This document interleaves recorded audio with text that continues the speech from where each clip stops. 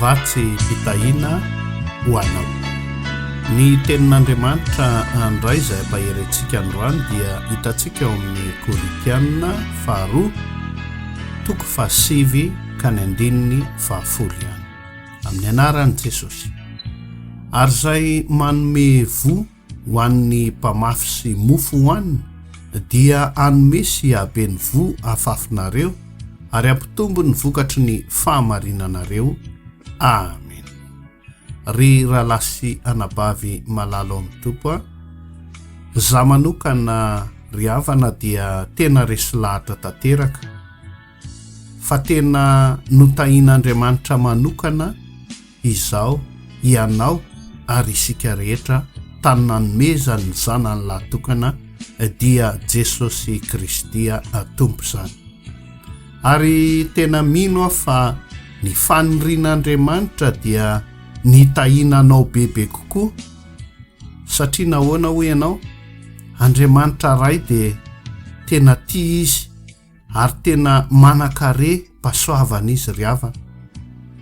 Iriny fatratra ny itovizantsika aminy ka ananantsika fiainam-pandresena feno. Mitahy anao izy satria tiany mba ho tonga fitahina ho an'ny hafa ihany koa ianao, ka dia mirapirata ny voninahiny ny tontolo rehetrarehetra izay jeren'ny masony. Amen.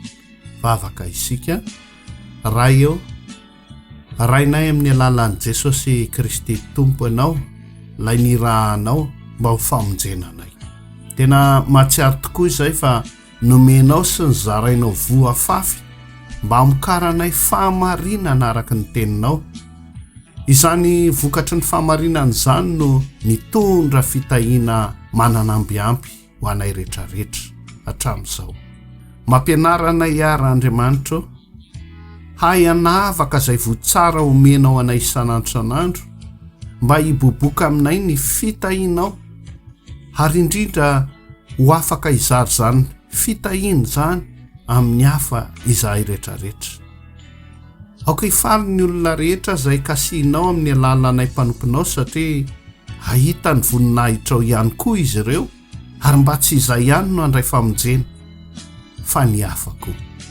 Mivavaka izay ankehitriny ary mangataka an'izany vavaka izany amin'ny anaran'i Jesosy Kristy tompo zoko malalanay. Amen.